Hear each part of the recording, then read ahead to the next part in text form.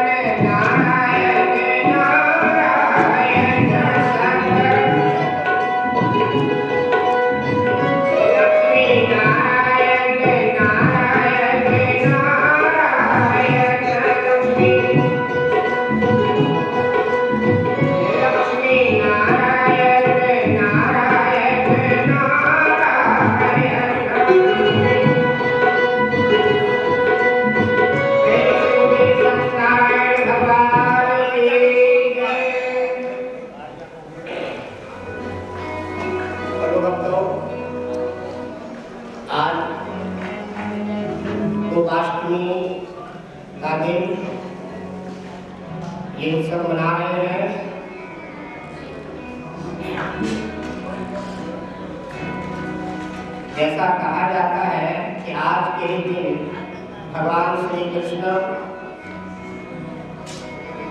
गौओं को लेकर वन की ओर उन्हें चराने के लिए ले गए थे। बाकायदे गौओं का पूजन वगैरह करके आज के ही दिन ऐसा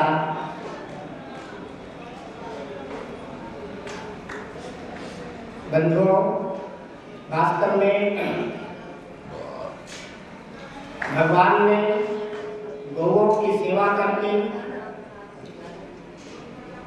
हमें यह शिक्षा दी कि गौ हर तरह से पूजनीय है। गौ के दूध से लेकर गोबर और गौमूत्र तक भी मानव की हितकारी है और देवताओं का निवास गौ के अंदर माने जाते हैं। इस तरह से गौ की सेवा पूरे विश्व ब्रह्मांड की रचयिता भगवान ब्रह्मा की पूजा है और इसी तरीके से जो ब्रह्मा का भी रचयिता है, पूरे विश्व ब्रह्मांड का जो नियंता आद्य परमेश्वर सच्चिदानंद ब्रह्म है, तो कहते हैं उसकी भी पूजा है।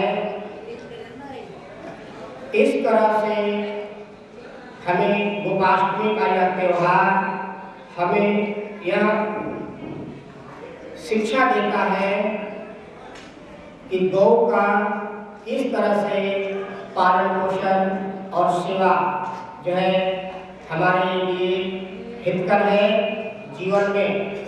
तो बंधुओं, हमें यह जानना है गौ के दूध का पान करके मानव के शरीर की जो इंद्रियां हैं वो भी गौ है, वह जो है पुष्ट होती है। और जिस तरह से गौ का दूध निर्मल स्वच्छ और निर्विकार होता है, हमारे शरीर के इंद्रियों को भी निर्मल स्वच्छ और निर्विकार करती है। इस तरह से हमारी ये इंद्रियां वासनाओं की ओर न दौड़कर जो है वह वास्तव में यह इंद्रिया रूपी गौएं जो है हमेशा अपने उस चारे को चरती रहे। गौ चारे को चरती हैं, हमारे ये शरीर रूपी इंद्रियां भी चारे को चरे। कौन से चारे को चरे? तो कहा उनका भोजन है एकमात्र ब्रह्म चिंतन, ब्रह्म का चिंतन। हमारी शारीरिक इंद्रियां, मन और बुद्धि ब्रह्म का चिंतन करे, ब्रह्मचर्य। ब्रह्मचर्य शब्द जो आया है इसलिए आया है कि वह साधक ब्रह्मचर्य हो, अर्थात ब्रह्म का आचरण करे, ब्रह्म में चले, ब्रह्म का चिंतन करे, ब्रह्म का साक्षात्कार करे, ब्रह्म को जाने कि ब्रह्म कौन है, ब्रह्म कैसा है, ब्रह्म किसे कहते हैं। इस तरह से उस ब्रह्म का ज्ञान करें। ब्रह्म शब्द का अर्थ होता है सबसे बड़ा, जिससे बड़ा कोई नहीं, किसी का भी स्थान नहीं, वो सबसे ऊंचा है, सबसे पर है, अर्थात वह परे है। पर ब्रह्म उसे ही कहा गया है, अर्थात उससे ऊपर और किसी का आसन नहीं है। सबसे बड़ा ऊंचा आसन उसी का है। और इस तरह से वह ब्रह्म कैसा है? तो कहा कि केवल वह ऊंचा ही ऊंचा नहीं है, वह नीचा भी है। प्रेम से बोलो श्रीदान भगवान की। क्या मतलब? कहा हाँ, इस व्यापकता का ज्ञान करो तो तुम्हें पता चलेगा कि कहीं ऐसा ना हो कि वरण को देखकर छोटे को न दीजिए डाल, लघु को, छोटा माने लघु, वरण को देखकर लघु को न दीजिए डाल। जहां काम आए सुई, कहां करे तलवार। बात को समझना कि कितनी बड़ी शिक्षा है कभी भी। तो कहने का तात्पर्य यहाँ ये है कि तुम केवल जो है बड़े को देख करके ही लघु यानी छोटे का तुम जो है उसका अपकार मत करो, अर्थात इस तरीके से उसका उपकार करो, अपकार नहीं। और उसे ये दृष्टि से मत देखो जहाँ एक छोटी वस्तु भी जहाँ काम आती है, सुई जिसको कहते हैं, वहाँ तलवार तुम्हारा काम नहीं कर सकता है, सुई का काम अपनी जगह पर है। इसी तरह से कहा लघुता को न दीजिए डाल, वरण को देखकर लघुता को न दीजिए डाल। तो कहने का तात्पर्य है क्योंकि वह छोटी सी छोटी भी जो है वह ब्रह्म परमात्मा ही है, क्योंकि उससे भिन्न दूसरा है ही नहीं। यह सिद्धांत है शास्त्र का। अगर इस रहस्य को तुम जान लोगे तो जो हमारे खोपड़ी के ऊपर बैठा हुआ है, जो खोपड़ी पे है, वही हमारे आसन के निकट बैठा हुआ है, हमारे समीप बैठा हुआ है, कोई दूसरा नहीं है। अर्थात इस तरह से ये जानना होगा कि उसके सिवा कोई दूसरा नहीं है। मैंने बताया था तो इस तरह से जो बोध है, जो ज्ञान है शास्त्रों का कि उसके सिवा दूसरा नहीं, वह पार ब्रह्म परमेश्वर सच्चिदानंद ब्रह्म है, जो त्रिकालाबाध्य सत्य है, तीनों काल में एक रस रहने वाला है। वह काला गोरा नहीं, अगर काला है तो तीनों काल में काला ही रहेगा। बात को समझ लो, भगवान कृष्ण में भी नहीं जानते तो भगवान किसको कहते हैं? भगवान वह है जिसमें परिवर्तन न हो, त्रिकालाबाध्य सत्य एक जैसा रहे। अगर वो गोरा है तो तीनों काल में भूत भविष्य और वर्तमान में गोरा ही रहेगा, कभी वो कलूठा नहीं होगा। प्रेम से बोलो सच्चिदानंद भगवान की बात समझना नहीं है, फिर वो कलूठा नहीं होगा। अगर वो कलूठा है तो कलूठा ही रहेगा। कहने का तात्पर्य है कि वह परमात्मा एक रस है, ज्यों का त्यों है, उसमें मोटापन, दुबलापन, पतलापन, टेढ़ापन ये सब नहीं है। यही तो जानना है उसके रहस्य को, जिसके लिए अष्टावक्र को कहना पड़ा कि आदमी इन चमारों की सभा में क्यों आया। जब लोग हंसना शुरू किए उस बालक को देखकर तो कहा ये क्या, मैंने तो ये विद्वानों की सभा बुलाई है, ये सभी विद्वान हैं, लेकिन आप ऐसा कहते हो। कहा हाँ, ये विद्वान तो है, किस बात के विद्वान हैं, जरा विचार तो करो। ये हंसे हैं, क्यों हंसे हैं? मेरे ये आकृति को देखकर, ये बाहरी ये टेढ़े मेढ़े आकृति को देखकर। अरे गन्ना टेढ़ा मेढ़ा तो होता है, लेकिन उसका रस भी क्या टेढ़ा मेढ़ा होता है? समझना क्या है, ये विद्वान है, लेकिन काहे के विद्वान है?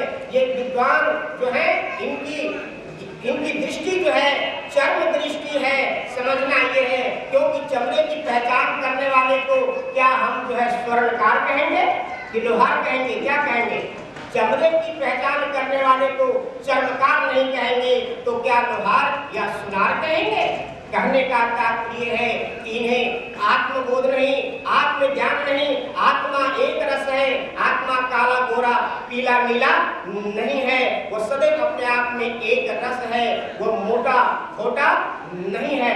ऐसा परमात्मा, ऐसा ब्रह्म, ऐसा सत्य जो है निरंजन है, निराकार है, वही साकार है, उसमें अंजन नहीं है, विकार नहीं है, खामियां नहीं है, गलतियां नहीं है, भूल चूक उसमें नहीं होता है। हमेशा वह ज्ञान युक्त है, समझदार है, वो कभी किसी के धोखे में नहीं आता, किसी को धोखा भी वो नहीं देता है, क्योंकि उससे भिन्न नहीं है। धोखा वो किसको देगा?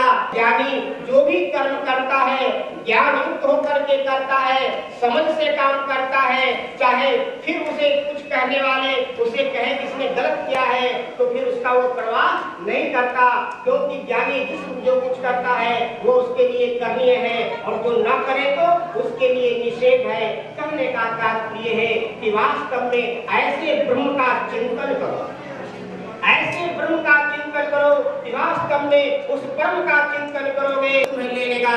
अर्थात परम उच्च जो है विचार रखो, परम का अर्थ है सबसे ऊंचा विचार रखो, और ऊंचा विचार जब आप रखोगे उस ब्रह्म की ओर निहारोगे तो तुम्हें अपने बड़प्पन का भी तुम्हें पता चलेगा कि वास्तव में मैं कौन हूँ। मैं जो है साधारण जो है कहने वाले नहीं, ये समझना होगा तुम्हें अपने आप में वास्तव में मैं एक विशाल हूँ। और कैसा विशाल हूँ कि जो भी कोई मेरे शरण में आ जाए सबको जो है शरण देने में सक्षम हो जाओ, क्योंकि ये ब्रह्म का ही स्वभाव है। ब्रह्म परमात्मा सबको अपने शरण में लेता है, उसकी रक्षा व्यवस्था और सुरक्षा करता है। इस तरह से वो ब्रह्म का चिंतन करते हुए तुम्हारे अंदर भी बड़प्पन आना चाहिए। लेकिन कैसा बड़प्पन आना चाहिए? अरे बड़ा हुआ तो क्या हुआ, जैसे लंबी तेज खजूर पंथी को छाया नहीं, फल लागे थी दूर नहीं, ऐसे बड़प्पन से तुम्हारा काम नहीं चलेगा। आए के अगर तुमने शरण नहीं दिया, जो तुम्हारे संरक्षण में आ जाए और उसका तुमने संरक्षण नहीं दिया, उसको शरण नहीं दिया, उसकी देखभाल नहीं की, तो तुम्हारा बड़प्पन किस बात का है? कहने का तात्पर्य है कि तुम बड़े तो तभी हो, पूज्य तो तभी हो, महान तभी हो जबकि वास्तव में तुम जो है अपने सामने वाले की देख रेख और सेवा करते हो तो स्वामी हो। कहने का तात्पर्य है कि ये है तुम्हारा बड़प्पन। केवल स्वामी बनने से काम नहीं चलेगा कि मैं स्वामी हूँ, अरे स्वामी हूँ तो सामने वाले का भी देख रेख करो, तभी स्वामीपन तुम्हारे अंदर है। केवल सेवक कहने से काम नहीं चलेगा। अगर सेवक हो तो वास्तव में देखो, जो सेवक होता है वो पैसे पे नहीं बिकता। ये याद रखना, मजदूर तुम्हें पैसे पे मिल जाएंगे।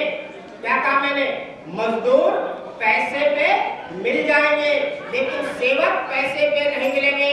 हनुमान जैसा सेवक तुम्हें नहीं मिलेगा। क्या? हनुमान जैसा सेवक नहीं मिलेगा। कहने का मतलब है कि सेवक भी बनो तो उच्च कोटि का सेवक बनो, और स्वामी भी बनो तो उच्च कोटि का स्वामी बनो। इस तरह से तालमेल तुम्हारा होना चाहिए। स्वामी सेवक की सेवा करे और सेवक स्वामी की सेवा करे, अर्थात दोनों एक दूसरे के पूरक बनो तो खुशहाल रहोगे, संसार में खुशी ही खुशी रहेगी। इस तरीके से देवता हमारे जो है परम है, देवता हमारे उज्जवल हैं, देवता हमारे भविष्य के जो है भविष्य के उज्जवल हैं। कहने का तात्पर्य है कि हम उन देवताओं से लेते ही लेते हैं। सूर्य नारायण देव हमें देते हैं, हमें धूप देते हैं, हमें जो है प्रकाश देते हैं, रोशनी देते हैं, चांदना देते हैं। चंद्र हमें चांदना, चंद्र में अमृत है हमें मिलता है। हमारा जीवन है वह अमृत अन्न में आता है। माँ पृथ्वी हमें अन्न देती है, हमारा जीवन चलता है। अगर अन्न न मुझे तो हम क्या खाएंगे? हमारा जीवन कैसे चलेगा? ये पवन देव हमारे लिए बह रहे हैं, ये हमारे प्राण हैं। इस तरह से सभी देवता हमें जीवन दे रहे हैं, प्रदान दे रहे हैं। हम इनको क्या दे रहे हैं इनके बदले? जरा विचार करो, हम इनको क्या देते हैं? इसलिए ऋषियों ने यज्ञ की प्रक्रियाएं चलाई है, जिससे इस यज्ञ के माध्यम से हम उन देवताओं का आवाहन करते हैं और जो उनको आहुति डालते हैं उनके नाम से, अर्थात हम त्याग करते हैं, उनकी हम सेवा करते हैं, उन देवताओं को पहुंचता है। कहने का तात्पर्य है कि इस तरह से देवताओं को हम प्रसन्न करते हैं, देवता प्रसन्न होते हैं। यज्ञ की प्रक्रियाएं चलाई गई। यज्ञ का तात्पर्य है त्याग करना। याद रखो, यज्ञ का मतलब क्या है? स्वाहा, अर्थात किसी के निमित्त देना। देश समाज और राष्ट्र की सेवा करना हवन है। ये केवल प्रतीक रूप से तुम्हें बताया गया है। केवल यहीं तक सीमित रहोगे तो कल्याण होने वाला नहीं है। प्रेम से बोलो सत्यानंद भगवान की। ये तुम्हें शिक्षा देने के लिए ये बनाए गए हैं, बताए गए हैं कि तुम्हारा त्याग होना चाहिए। हवन करो, हवन करो, अर्थात त्याग करो। कैसा त्याग करो? विचार करो। जबकि ब्रह्मा के पास में गए और देवताओं ने कहा कि अच्छा आपने मुझे उपदेश दिया कि द द द, मुझे कोई बात समझ में नहीं आई और मैं घर से बेघर हो गया।